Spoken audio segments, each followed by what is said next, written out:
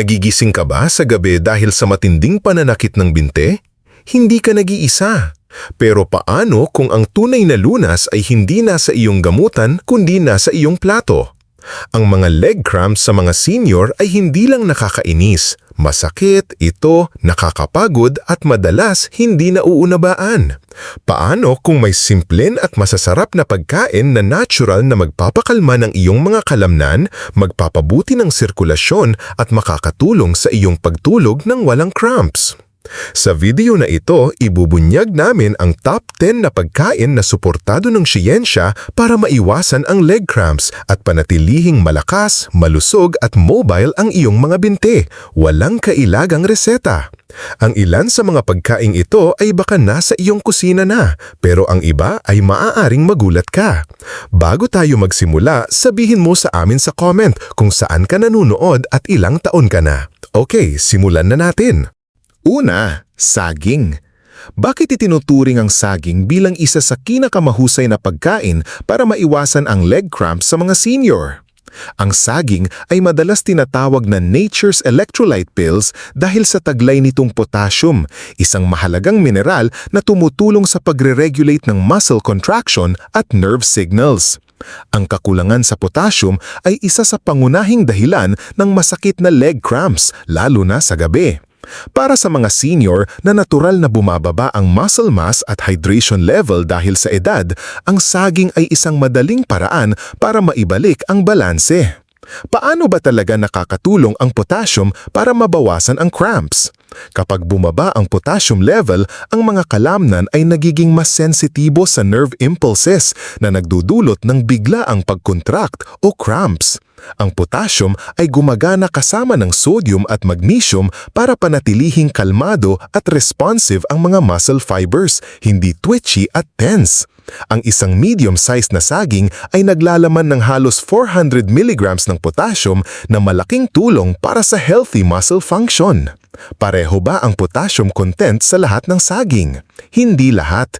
Ang mas malaki o mas hinog na saging ay may mas maraming asukal, samantalang ang mas maliit o medyo hilaw na saging ay may mas maraming resistant starch at mas mabagal matunaw, mainam para sa blood sugar control.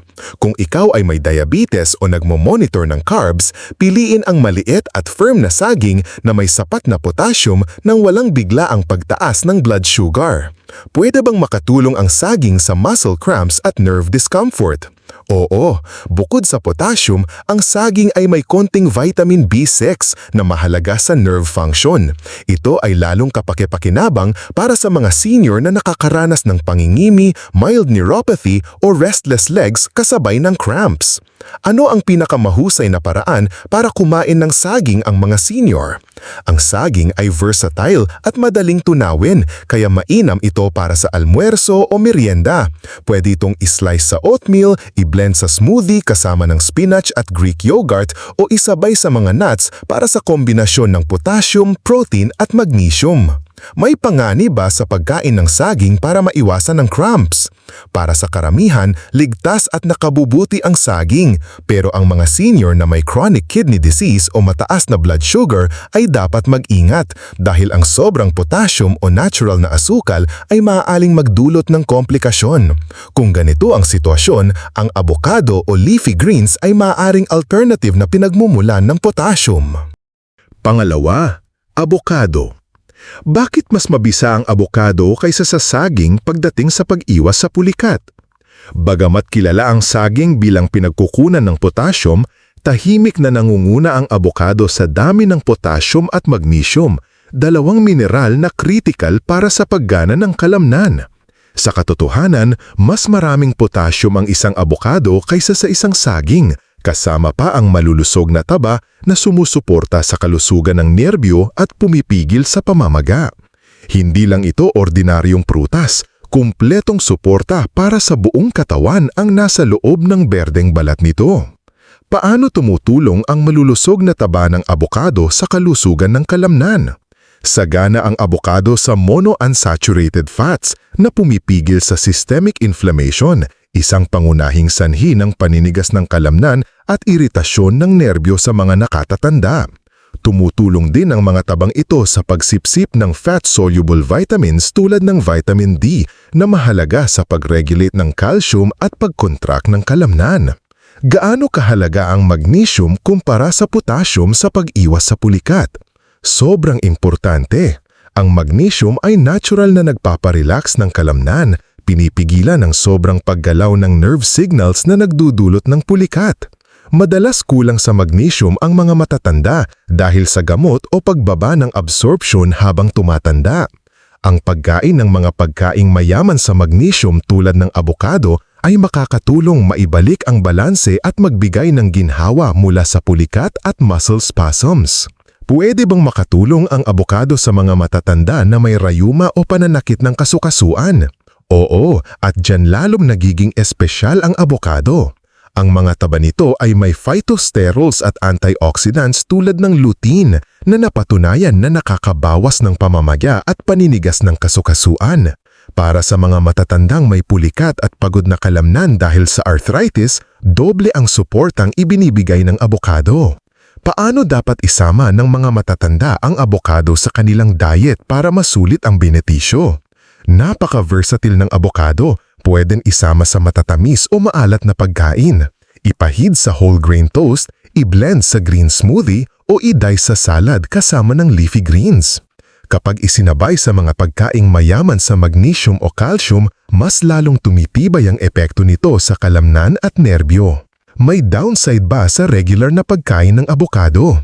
Mataas sa calories at taba kahit malusog na taba ang abokado, kaya dapat kontrolin ang portion lalo na para sa mga nag-iingat sa timbang.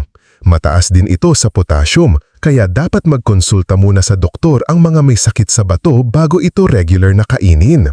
Para sa karamihan, kalahating abokado na ang ilang beses sa isang linggo ay sapat na. Paano ihahambing ang abokado sa ibang pagkaing pampawala ng pulikat sa listahang ito? Hindi tulad ng ibang pinagkukunan ng potassium o magnesium na walang healthy fats, kumpleto ang abokado.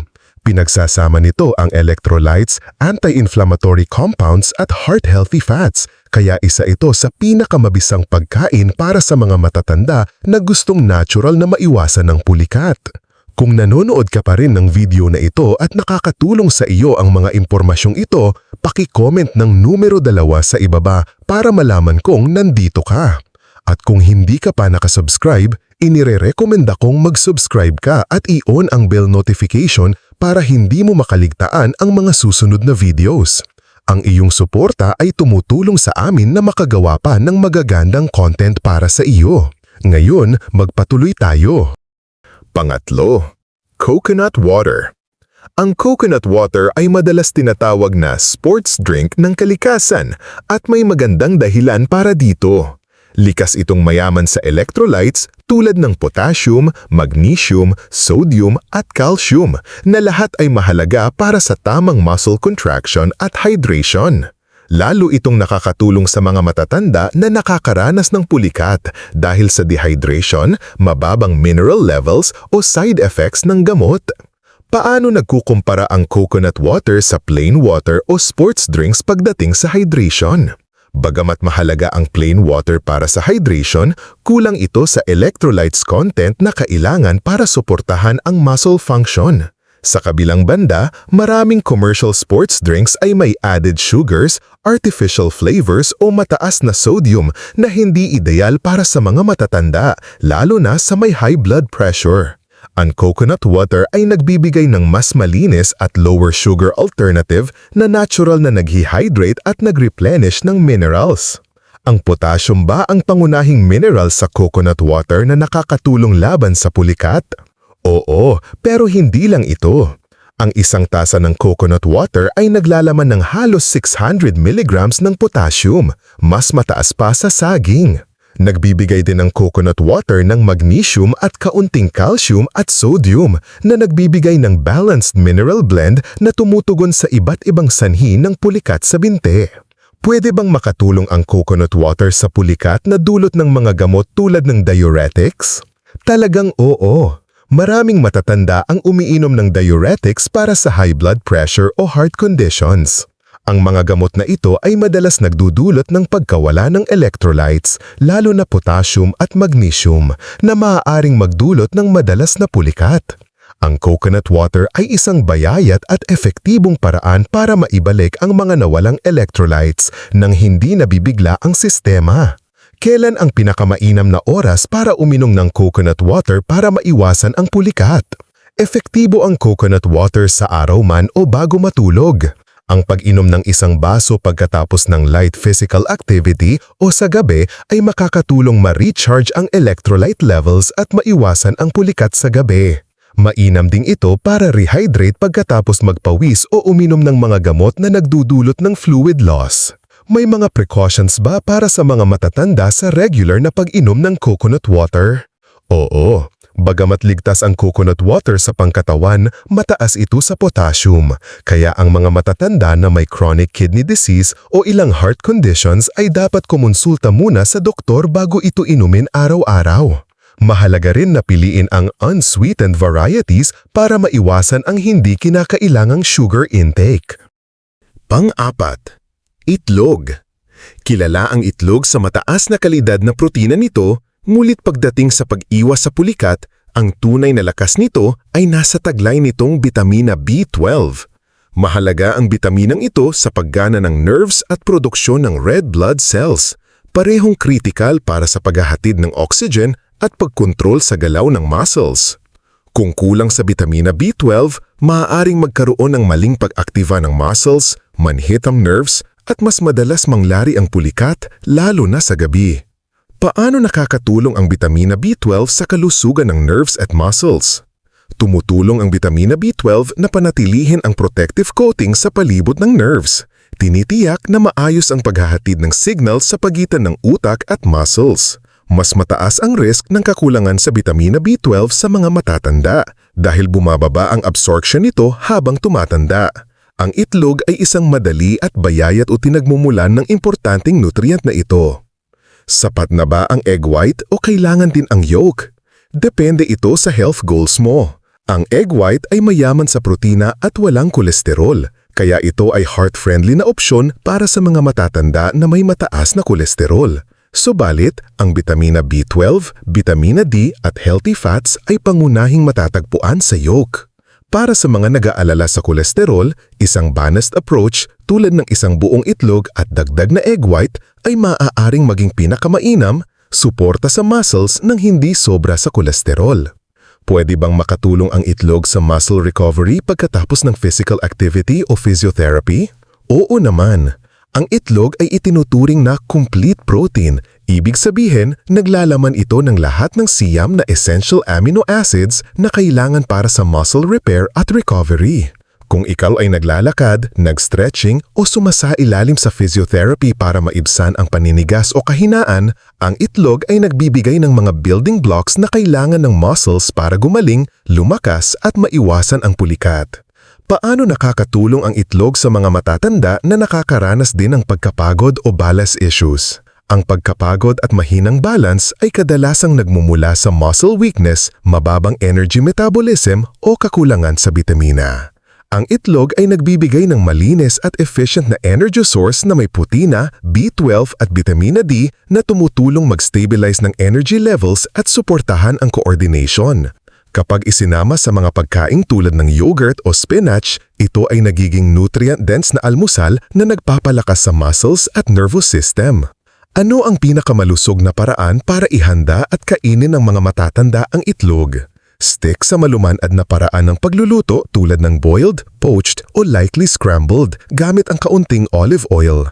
Iwasan ang pagprito sa butter o pagpartner sa high-sodium na karne tulad ng bacon o sausage. Maganda rin itong ipares sa mga pagkaing nakakatulong laban sa pulikat tulad ng spinach, magnesium, kamote, potassium o whole grain toast, fiber at B vitamins. Kung nanonood ka pa rin ng video na ito at nakakatulong sa iyo ang mga impormasyong ito, paki-comment ng numero 4 sa ibaba para malaman kung nandito ka. At kung hindi ka pa nakasubscribe, inirerekomenda kung mag-subscribe ka at i-on ang bell notification para hindi mo makaligtaan ang mga susunod na videos. Ang iyong suporta ay tumutulong sa amin na magawa pa ng magagandang content para sa iyo. Ngayon, magpatuloy tayo. Panglima, spinach. Bakit nangingibabaw ang spinach sa ibang leafy greens pagdating sa pag-iwas sa pulikat ng mga matatanda? Hindi lang ito pang base ng salad, isa itong nutrient powerhouse na puno ng magnesium. Pero hindi lang yon, may bonus pa ito. Natural nitrates na tumutulong magpa-improve ng blood flow lalo na sa mga binti at paa kung saan madalas sumalakbo ang pulikat sa gabi. Paano nakakatulong ang nitrates sa spinach para mabawasan ang pulikat? Ang nitrates ay compounds na nagiging nitric oxide sa katawan, isang molecule na nagpapaluwag sa mga blood vessel at nagpapabilis ng circulation. Mas magandang circulation ay nangangahulugan mas maraming oxygen at nutrients ang nakakarating sa mga kalamnan na pumipigil sa spasms, nagpapabawas ng pagod at nagpapabilis ng muscle recovery, lalo na mahalaga para sa mga matatandang mabagal ang daloy ng dugo. Maraming matatanda ang sensitibo sa digestion. Dapat ba nilang kainin ang spinach ng hilaw o luto? Pwede ang hilaw na spinach sa maliliit na dami, pero ang pagluluto nito ay nakakabawas sa oxalates, mga natural compounds na nakakasagabal sa pagsipsip ng calcium at magnesium. Ang pag-steam o pag-saute ng spinach ay nagpapataas pa ng bioavailability ng mga mineral na ito, mainam para masulit ang cramp-fighting power ng gulay. Pwede bang makatulong ang spinach sa mga pulikat sa gabi? Oo, eto ang dahilan. Ang magnesium ay sumusuporta sa muscle relaxation at balanse ng nervous system na parehong mahalaga para sa mahimbing na tulog. Ang magnesium-rich na hapunan o spinach-based na merienda sa gabi ay makakatulong magpakalma ng mga kalamnan at mabawasan ang tsansa ng pulikat habang natutulog. Maganda ba ang spinach para sa mga matatandang nag-iingat sa sodium? Oo naman, natural na mababa sa sodium at mataas sa potassium ang spinach, kaya nakakatulong ito sa electrolyte balance nang hindi nagtataas ng blood pressure. Para sa mga matatandang dapat mag-ingat sa asin, perpektong mineral mix ang spinach para sa heart health at muscle stability. Ano ang pinakamabisang paraan para isama ang spinach sa diet ng mga matatanda? Napaka-versatile ng spinach. Pwedeng i-blend sa soups, omelets, smoothies o isaute bilang side dish.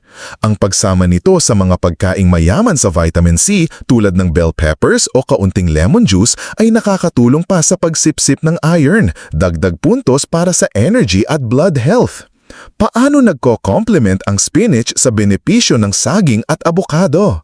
Hindi tulad ng saging, mas mataas sa potassium at abokado mayaman sa healthy fats, ang spinach ay nakatuon sa magnesium at nitrates na nagpapabilis ng circulation. Magkakasama, bumubuo sila ng well-rounded trio. Saging equals mabilis ang potassium. Abokado equals anti-inflammatory support plus fat-soluble nutrients. Spinach equals magnesium at circulation boost. Parang bumubuo ka ng iyong sariling anti-cramp dream team. Bawat isa ay may kanya-kanyang natatanging lakas. Pang-anim, kamote o sweet potato. Ang kamote ay isang bihirang hiya sa nutrisyon. Nag-aalok ito ng 3 mineral na laban sa pamimintig, potassium, magnesium at calcium, na nasa isang masarap at mayamang fiber na pagkain. Ang balansing ito ay ginagawa itong perpektong pagpipilian para sa mga nakatanda na kailalang natural na punan ang electrolytes nang hindi umaasa sa supplements o mga sobrang processed na pagkain. Isipin ang kamote bilang multivitamin ng kalikasan, inihaw, nilupak o prinito. Paghahambing ng potassium content ng kamote at saging. Nakakagulat, kadalasan, pantay o higit pa ang potassium ng kamote kaysa sa saging. Depende sa laki at paraan ng paghahamba.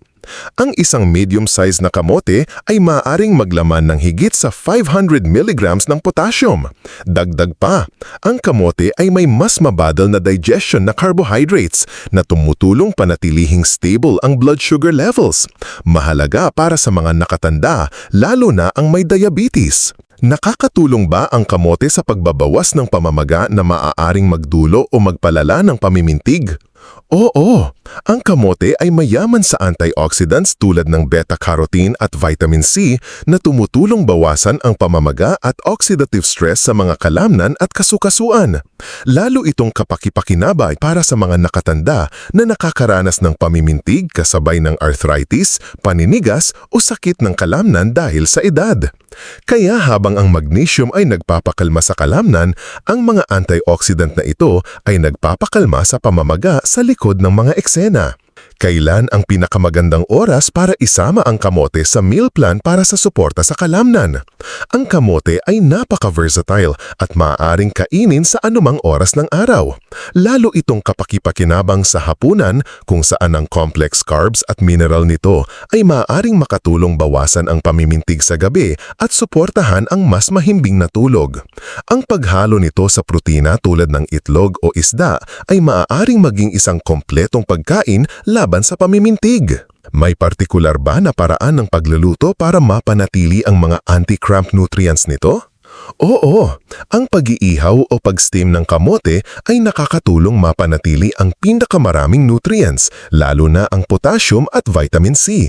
Ang pagpapakulo ay maaaring magdulot ng pagkalagas ng ilang mineral sa tubig, kaya kung pakukuluan mo ito, isipin ang paggamit ng tubig sa mga sopas o nilagang ulam. Para sa dagdag na anti-cramp power, budburan ang lutong kamote ng kaunting cinnamon at isang kutsarang Greek yogurt, isang perpektong kombinasyon ng potassium, calcium at protina. Pang-7, salmon at sardinas. Puno ng omega-3 fatty acids ang salmon at sardinas na nakakabawas ng pamamaga sa muscles at joints, isang sanhi ng chronic cramping at paninigas. Mayaman din sila sa vitamin D at calcium na mahalaga para sa muscle at nerve function, lalo na sa mga nakatatanda. Paano partikular na nakakatulong ang omega-3 sa pulikat sa binti? Binabawasan nito ang mga inflammatory compounds na nakakairita sa nerves at nagpapastiff ng muscles. Para sa mga senior na may pulikat at kasabay na joint pain, arthritis o pananakit ng muscles, ang omega-3 ay doble ang tulong, nakakapagpahupa ng pamamaga at nakakabawas ng discomfort na pumipigil sa paggalaw. Bakit partikular na nakakatulong ang sardinas sa mga senior na kulang sa calcium? Ang sardinas, lalo na kapag kinain kasama ng malambot na buto nito, ay isa sa pinakamayamang natural na pinagmumulan ng calcium. Mahalaga ito dahil ang calcium ay gumaganap kasama ng magnesium at potassium para sa maayos na muscle contraction. Kapag kulang sa calcium, nagkakamali ang nerve signals at nagkakapulikat. Para sa mga senior na hindi hiyang sa dairy, ang sardinas ay alternatibong pampalakas ng buto at pampahupa ng pulikat sa ilang subo lang. Ano ang papel ng vitamin D sa pag-iwas sa pulikat at paano ito naitutulong ng mga isdang ito? Tumutulong ang vitamin D sa pag-absorb ng calcium at mahalaga sa muscle function at nerve transmission. Karaniwan ang kakulangan sa vitamin D sa mga matanda at ito ay naiugnay sa muscle weakness at pulikat. Ang fatty fish tulad ng salmon at sardinas ay kakaunting natural na pagkain na mayaman sa vitamin D, kaya mahalaga ito para sa mga senior na kaunti lang ang exposure sa araw. Nakakatulong ba ang mga isdang ito sa pulikat sa araw at gabi? Oo, ang anti-inflammatory effect ng omega-3 kasama ng calcium at vitamin D ay nagbibigay ng all-day relief. Whether may pulikat habang nag-eehersisyo o habang natutulog, ang mga nutrients na ito ay patuloy na nagpapanatili ng muscles na kalmado, balansado at well-nourished. Gaano kadalas dapat kumain ng salmon o sardinas ang mga senior? 2 servings kada linggo. Pwedeng isang grilled salmon fillet o isang lata ng sardinas sa whole grain toast o salad. Kung mahirap makakuha ng sariwang isda, ang frozen o canned sa tubig o olive oil ay parehas lang ang epekto. Paano kung ayaw sa isda, may alternatibo ba? Para sa mga ayaw sa isda, ang fish oil supplements ay may omega-3 benefits pero wala itong calcium at vitamin D na natural sa sardinas.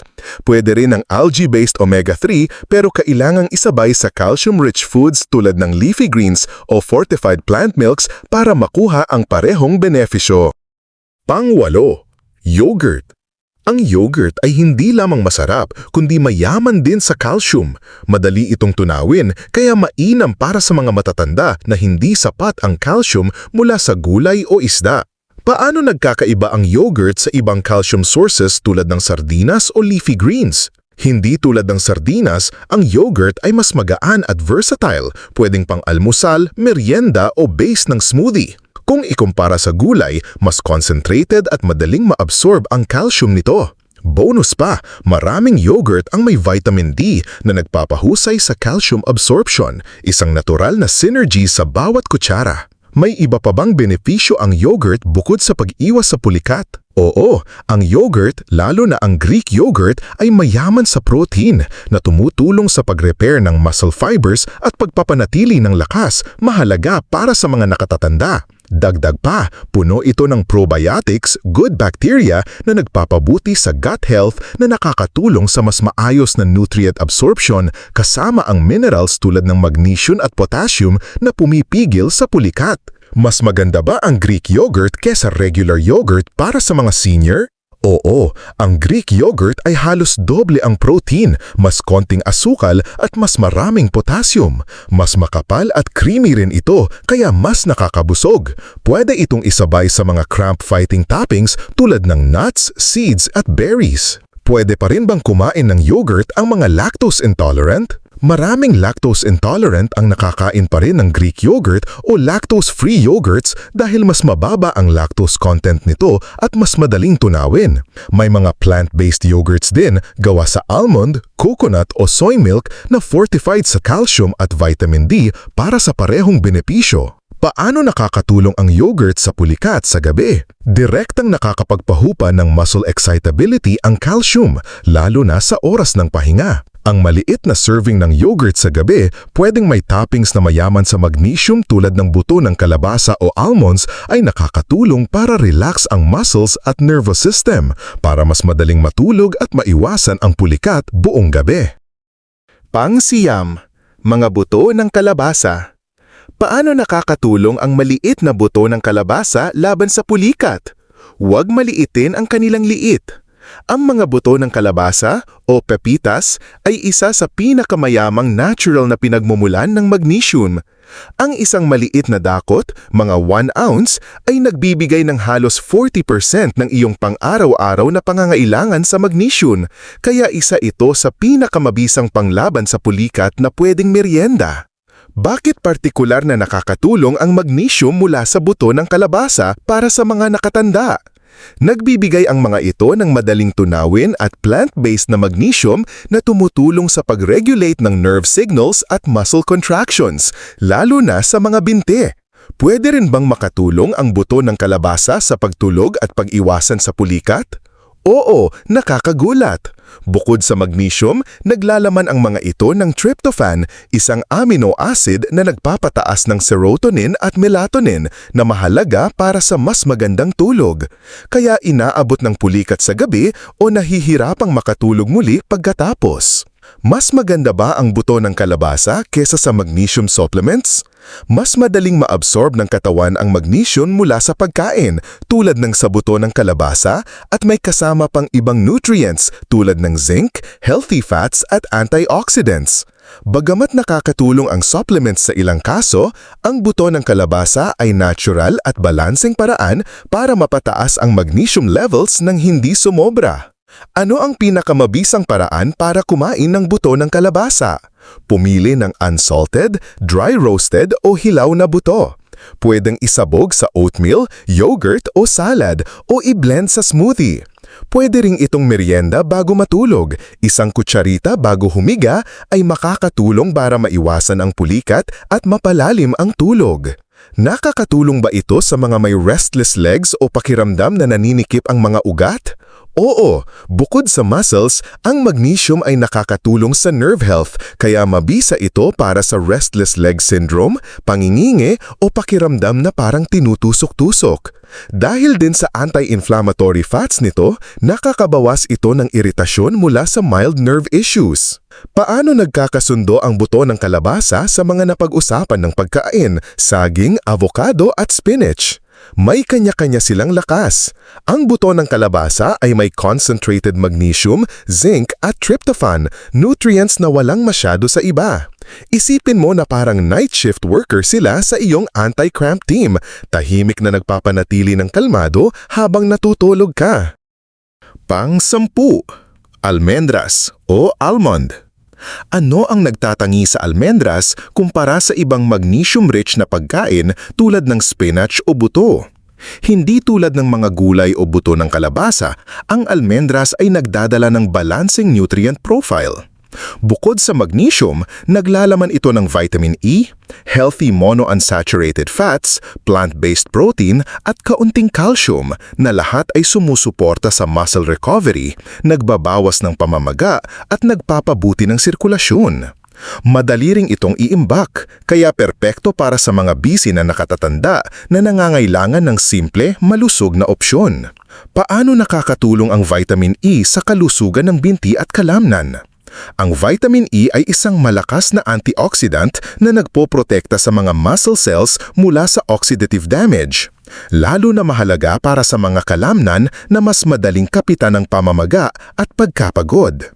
Tumutulong din ito sa malusog na sirkulasyon na mahalaga para sa paghahatid ng oxygen at nutrients sa mga kalamnan at pagbabawas ng panganib ng spasms at pamimintig. Maaari bang makatulong ang almendras sa pamimintig sa araw at gabi?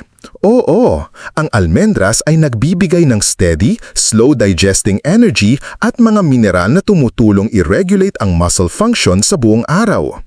Ang isang maliit na dakot bilang merienda sa hapon ay maaaring makatulong pigilan ang pamimintig na dulot ng aktibidad. Samantala, ang ilang almendras bago matulog, kasama ng yogurt o prutas, ay maaaring makatulong sa relaxation ng kalamnan sa gabi, lalo na sa mga madalas magkaroon ng pamimintig sa binti sa gabi. Epektibo ba ang roasted almonds tulad ng raw almonds para pigilan ang pamimintig? Parehong may benepisyo. Ang raw o dry roasted, unsalted na almendras ay nagpapanatili ng karamihan sa nutrients nito at perpekto para sa kalusugan ng puso at pag-iwas sa pamimintig.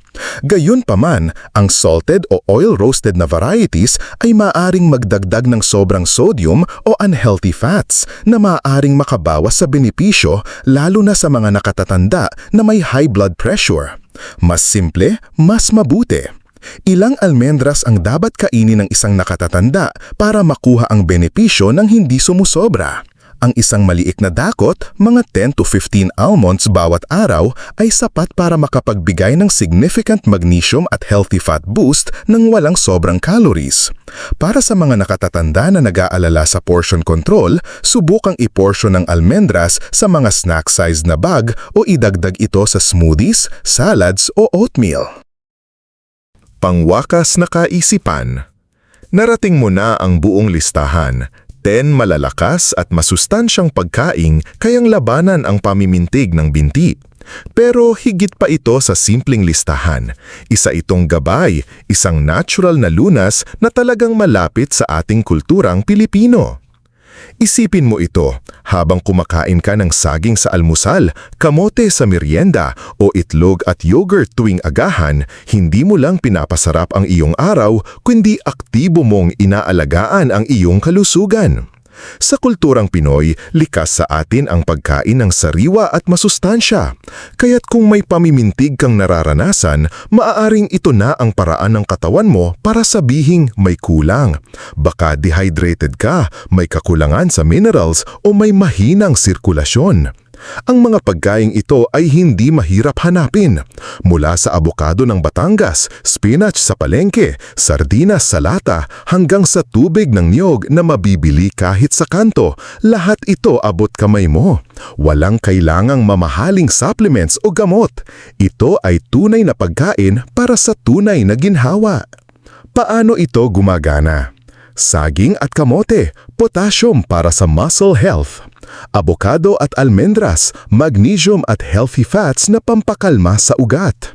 Salmon at sardinas, omega-3s at calcium para sa muscle recovery. Yogurt at itlog, vitamin B12 at protina na pampalakas ng nerves. Tubig ng niyog, natural hydration at electrolyte support. Kaya kaibigan, kung gusto mong tuloy-tuloy na gumanda ang iyong pakiramdam, simulan sa kusina. At kung nakatulong sa iyo ang video na ito, huwag kalimutang mag-like, mag-subscribe at ibahagi ito sa iba. Ang iyong suporta ay nagbibigay sa amin ng inspirasyon para gumawa ng mas maraming makabuluhang content. Kumain ng wasto, mabuhay ng masaya!